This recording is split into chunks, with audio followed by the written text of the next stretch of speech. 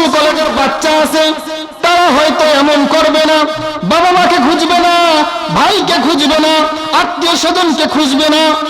শুধুমাত্র মাদ্রাসার বাচ্চা যারা আছে, যারা কোরআনের হাফেজ আছে, কোরআনের আলেম আছে, তারাই বলবে আয় আল্লাহ, আপনি তো কথা দিয়েছেন যারা হাফেজ হবে, আলেম হবে, আল্লাহ আপনি তাদের একাইকে জান্নাত দিবেন না, বরং তাদের সঙ্গে তাদের বাবা মাকেও জান্নাত দিবেন। ওই ছোট্ট মেয়ে আপনার আল্লাহর দরবারে দাঁড়ায় বলবে আল্লাহ, আপনার কথাও তো মিথ্যা না, আপনার নবীর কথাও মিথ্যা না, সুতরাং আজ কিয়ামতের ময়দানে আমার ব্যাপারে যদিও জান্নাতের ফয়সালা হয়ে গেছে রে আল্লাহ, কিন্তু আমি ওই মা, যে মা আমার জন্য এত কষ্ট করেছে, সকালবেলা মা ঘুম থেকে উঠতে পারে না, অসুস্থ মানুষ, এরপরে মা চোখ খোলার সঙ্গে সঙ্গে চিন্তা করেছে সন্তানকে মাদ্রাসায় রেখে আসছি, 8টার সময় খাবার ছুটি হবে, সব বাচ্চা খাবার খাবে, হইতে পারে আমার মেয়ে না খেয়ে এক কোনায় বসে থাকবে। আমার মা নিজের শরীর না চলার পরেও আমার মা নিজে উঠে রান্না করে আমার জন্য খাবার পাঠাইছেন। অন্য একটা বান্ধবীর দেখেছিলাম নতুন জামা, অন্য একটা বন্ধুর দেখেছিলাম নতুন জামা, বাবা সাক্ষাতে এসেছিল, বাবাকে বলেছিলাম বাবা আমি নতুন একটা জামা দেখেছি বাবা, আমার পছন্দ হয়েছে। ওই বাবা মানুষের কাছে ধার করা টাকা নিয়ে আমার ওই জামা কিনে দিয়েছে। আমার বাবার বাড়িতে কোনোদিন নাস্তা দেখি নাই, ভালো কেক দেখি নাই, ভালো কোনো বিস্কুট দেখি নাই, কিন্তু আমার ট্রাং এমন কোনো সময় যায় নাই ভালো কোনো নাস্তা যায় নাই, আমার ট্রাং এমন কোনো সময় যায় নাই ভালো কোনো বিস্কুট থাকে নাই। ও আল্লাহ, আপনার কাছে আরজ করতেছে মালিক, ওই বাবা মাকে ছেড়ে আমি জান্নাতে যাব না। চিল্লায় বলেন সুবহানাল্লাহ।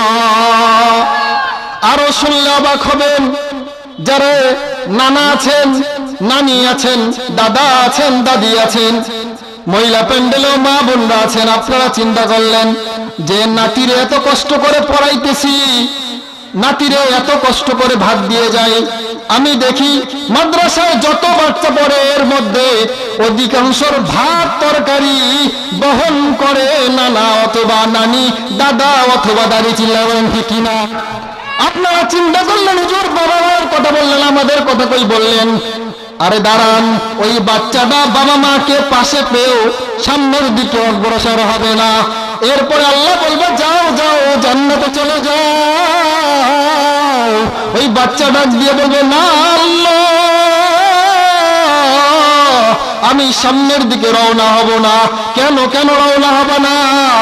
আল্লাহ, মাদ্রাসায় পড়তাম, আমার নানার বয়সে তার কোমরটা বাঁকা হয়ে গিয়েছিল, নানি বাঁকা হয়ে গিয়েছিল, এরপরও আমার নানা আমার নানি যখন গাভী একটু দুধ দিত, যখন ভালো একটু খাবার হইতো, আমার নানা কষ্ট করে সাইকেল বে বে বে বে মাদ্রাসার গেটে আসতো, আমার নানি মানুষের টাকা জোগাড় করে আমার জন্য নাস্তার টাকা রাখতো। সুতরাং আমি সন্তান হয়ে আমার নানা নানি দাদা দাদিকে ছেড়ে আমি জান্নাতে যাব না। চিল্লায় বলেন সুবহানাল্লাহ। এবার অনেক মানুষ এমন আছেন, নানাও না, নানিও না, দাদাও না, দাদিও না, আছে না নাই, কিন্তু বাচ্চাকে মহব্বত করে, ভালোবাসে, মাদ্রাসার বাচ্চাদেরকে টাকা দেয়, মাদ্রাসার বাচ্চাদের খাবার খাওয়ায়, মাদ্রাসার বাচ্চাদেরকে মহব্বত করে, আছে না নাই? আর জোরে বলেন আছে না নাই? আছে। আপনারা চিন্তা করবেন আমাদের কি লাভ? বাচ্চারা নানা নানিকে পাইলো, বাবা বাবাকে, মা বাবাকে পাইলো, এরপরও বাচ্চাটা সামনের দিকে অগ্রসর হবে না। আল্লাহ তাআলা বলবেন ওরে বাচ্চা যা যা, তোর তোর তো ফয়সালা হয়ে গেছে, তুই মাকে চাইছিস পাইছিস, বাবাকে চাইছিস পাইছিস, দাদাকে চাইছিস পাইছিস, নানাকে চাইছিস পাইছিস, যা চাইছো তাই পাইছো, জান্নাতে চলে যাও। কয় না না আল্লাহ আমি যাব না, ততক্ষণ পর্যন্ত দুনিয়ায় আমাকে সাহায্য সহযোগিতা মহব্বত করেছে এমন মানুষ যতক্ষণ আমার সঙ্গে জান্নাতে যাবে না, ততক্ষণ আমি জান্নাতে যাব না। যার সঙ্গে যার মহব্বত তার সঙ্গে তার কিয়ামত। বলেন বলেন, যার সাথে যার মহব্বত, বলেন যার সঙ্গে যার মহব্বত তার সঙ্গে তার কিয়ামত। আপনার দুনিয়ায় যার সঙ্গে ভালোবাসা হবে, কিয়ামতের ময়দানে আপনিও থাকবেন তার সাথে। চোরের সঙ্গে মহব্বত করবেন, কিয়ামতে চোরের সঙ্গে থাকবেন। বাটপারের সঙ্গে মহব্বত করবেন, কিয়ামতে বাটপারের সঙ্গে থাকবেন। নেতার সঙ্গে ভালো মন্দ না যাচাই করে থাকবেন, ওই কিয়ামতের ময়দানও তোমার এই নেতাই তোমার কাছে থাকবে। চিল্লা বলেন ঠিক কিনা? হাফেজ দেখলে বলে হাফেজ কিসের হাফেজ? হ্যাঁ, হাফেজ কি আছে না নেই? কথা বলেন নাই, গঙ্গাচারা নাই মনে হয়। হাফেজ কি?